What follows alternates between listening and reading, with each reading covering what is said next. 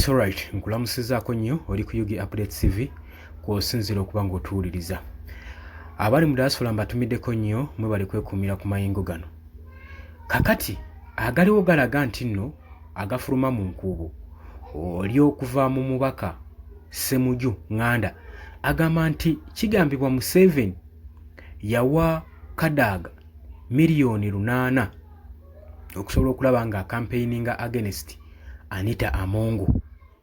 Bino abyogeredde wabadde ku NBS television. Ngina kubanga maleetera akatambi mulabe bwino afulumye era yenga agamba mpigende empola kino kyandibanga ekibalo kya mwami Yoweri Kaguta Museveni saako n'ab'ekibiina kye. Bw'otannatuyungako nkujjukiza kirya wansi w'ekigambo subscribe ojja kubosolabo nnyo twegattako. Kakati njagala weetegereza obutambi buno then n'oluvannyuma tuproceedinge olabe gwe munnankyukakyuka wawe bagenda okuzannyira ku mutwe wawe weetaagira okubeera vigilant. So the money in this particular election of Onopondo, I saw Museveni saying I am going to investigate money. Museveni gave Kadaga 800 million and he said you go and bribe voters. 800 million. Are you sure about that? I am sure.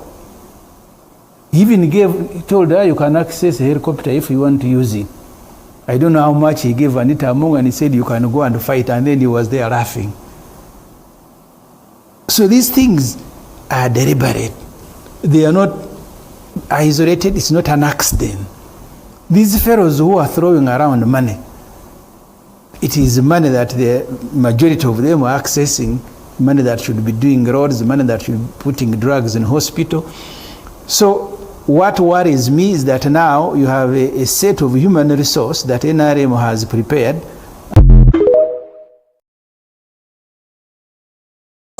Are you saying that when NRM discovered that the conduct of the candidates in the entrepreneurship league and the conduct of the youth in that election was untenable, we should have proceeded? I think we took the right direction. Okay. When did you discover?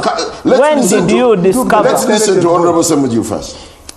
You see, 2 elections, 1 candidates failing delegates to other countries.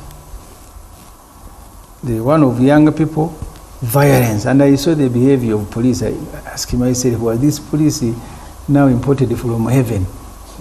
Because it is NRM people who are fighting, they are not doing anything.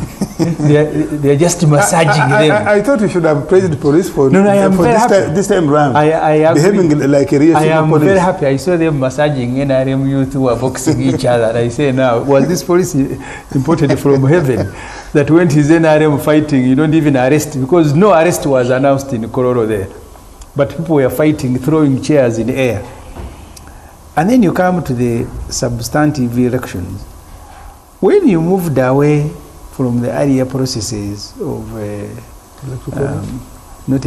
first of all electoral college, but also security ballot, what was your intention?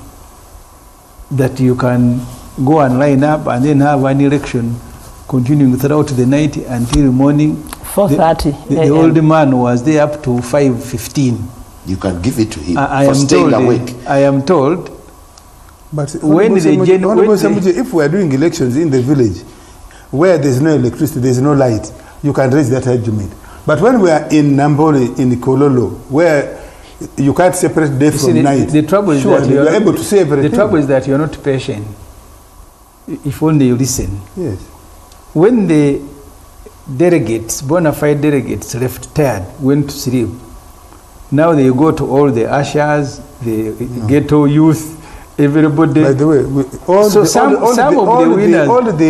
of the winners were delivered by those codes. Let me tell you, all the elections, and you can have a professor. The professor as the chairman of the electoral commission who can't count from 160 to 200. Let me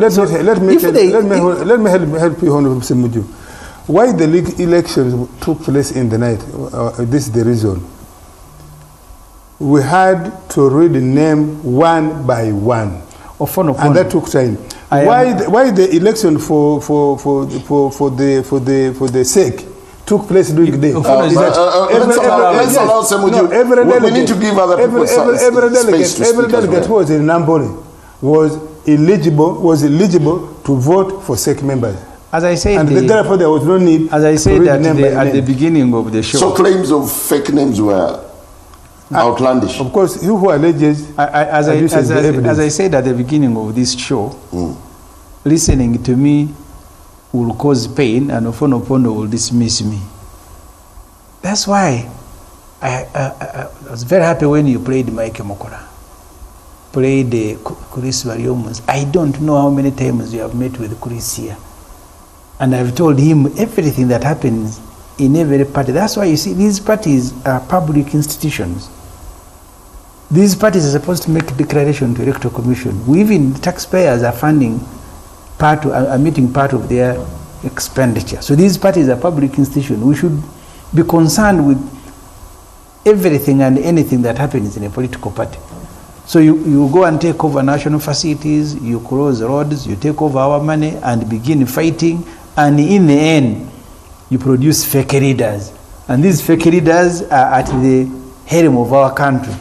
So the process in Kololo, but Chris Wariomu said they are very embarrassing. Ofonopono is celebrating, maybe partly because he went through. But the minister responsible for speaking for this government is saying anyone who said must be embarrassed by what happened. For you are saying, no, they are just crying because they lost the election. Leave Kadaga in all this. You see, Kadaga is raising legitimate issues.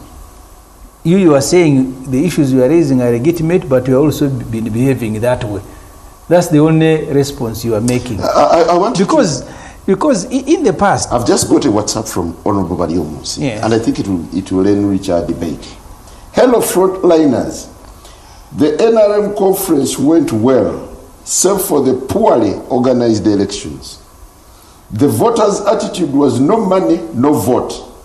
They looked at money more than the quality of the leaders. Access control collapsed, and hired non-delegates accessed the conference and participated in the voting. Everybody inside was participating in elections, including ushers. Huge sections of people would move from polling station to polling station. I found Renzori region voting in a dark area. The whole exercise was bogus. This is Bariomusi. This election could have been organized better. Dr. Chris Bariomusi. But is that different from what I said? I'm the one who told you here that voters were extorting. Because parties are supposed to generate issues, policy lines. Kulisayo nnyo mu katambi kafaako kabadde kawanvumu naye kimanyi musobodde okugyamu ebyamakulu. Ku ssaawa zino wandigambye si ke kaseera akatuufu okukubanga wavaayo munnabyabufuzi ogenda mu maaso n'okuba Rebecca Kadaga, kubanga kati eggwanga wabannabyabufuzi balaba nga Rebecca Kadaga ng'empiki y'eggwanga kati ezannyisibwa weba kaadi tugirabanga jjooka buli muntu gye yandyetaaze okuba nayo ku sayidi yonna yonna ebyobufuzi ku any political party yandibadde yeetaaga empiki eyo. Naye ate ye Ssemujju Nganda okusinziira nga w'omuwulidde agamba newankubadde erabikibwa ng'empiki naye ate era kakyali kazannyo bannayuganda ke batannaba kuba nga bazuuka.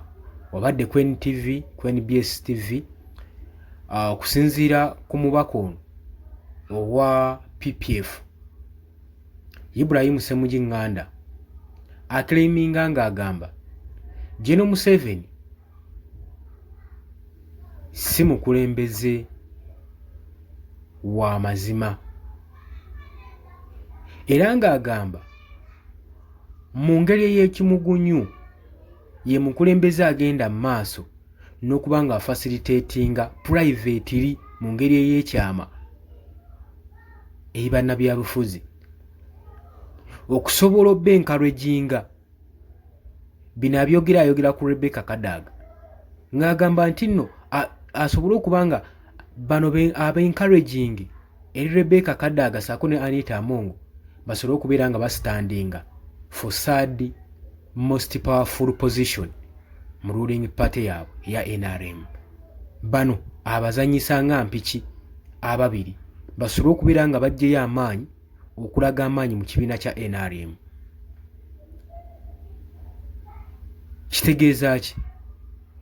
Nti byandiba byonna bino bye tulaba nga biteekeddwa buteekebwa nga tewali incident, tewali mistake, tewaliwo kintu kyazze nga suddenly happened nga tebamanyi. Buli kintu nga kyabadde kiteeketeeke, golowooza kiriwo ekityo. Kubanga nzikiriza singa kitambula nga bwe kiri, ebigambo by'omukulembeze w'ekibiina kya National Platform Robert Kyagulanyi Ssentamu bye yayogedde ng'ali mu Iganga oba giyite Igalandi, byawadde Eastern Region essuubi nti saawa zino Rebecca Kadaga nga wali so disappointed n'ekibiina kye, guno gwandibadde mukisa gw'amaanyi okubanga yeegatta ku kibiina ng'ekya National Platform. Kitegeeza aba akubidde paasi ekibiina kino ekya National Platform okufuna enkizi n'amaanyi okusobola okuleesinga mu kalulu akajja aka 2026. Kitegeeza ababaka kyenkana nga 20 baba akukumbye okuva mu region eya Eastern Region. Singa Rebecca Kadaga akkiriza ne yeegatta ku Robert Kyagulanyi Ssentamu, kyekino kye nagambye nti nno alabikibwanga joka. Naye ate mu kaseera ke kamu dialogues mu kibiina kya NRM zitandise okuba nga ziyitibwayo okusobola okulaba bano bakkaanya omwapulingibwe out alekere abalala oba alekere omulala. Oba okitegeera? Era wadde n'ebyokulabirako omwali nga Ofuna Opondo, Lwabooni, Baali Kabwanangu, naye tebaamuteekako contradiction, tebaamulumya mutwe. Naye golowooza lwaki Rebecca Kadaga ne Anita Among bamulumiza nnyo omutwe. Jjukira nti nno Rebecca Kadaga kati saa zino eringa bbomu enaatera okubwatuka. Ebyama bingi byasirikidde, ekyo kimuwa enkizo y'amaanyi nnyo okubanga yayanirwa buli kibiina olw'ensonga nti nno ku byama by'alina ne future prospects z'ekibiina kye kyabaddemu byonna abiyina. Kati wabanga yeegasse ku kibiina ekirala, ekibiina ekyo akisobola okukozesa advantage eyo okubiitinga ekibiina ekiri mu ruling power ekya NRM, kubanga aba akibikkulidde buli kyama. Kitegeeza ekibiina kino ekiri ku ludda olw'opposition kijja kubanga kiri step ahead ekibiina ekiri mu buyinza, olw'ensonga nti nno kino kijja kubanga kigabanya ebyama by'ekibiina kiri eri olwani olwa Rebecca Kadaga olw'empiki eno ebajjiddwamu. So singa bigenda bulungi, Rebecca Kadaga n'asalawo nti awannyo waawo n'asala eddiiro, manya ekibiina kya NRM kijja kitwalira emyaka egiwerako egisukka ne mu 2 okuzzaawo amaanyi ge babadde nago mu Eastern Region, kubanga Rebecca Kadaga mpiki y'amaanyi nnyo eri ekibiina kya NRM mu Eastern Region. Ekyo saanidde okimanyi. Nyongera okujjukiza gwe omukwano gwange oli ku Yugi Update TV kusinzira oba ng'otuwuliriza, gwayagala otweyungako naawe atannaba osobola okukkirira wansi waliwo ekigambo subscribe ekikuwoneko obeere ng'otweyungako. Sigenda kweyongera kusukka wano, osobola okujja mu comment section n'oteekayo endowooza yo, likinga, sharinga. Mbagaliza olunaku olulungi. Mweraba.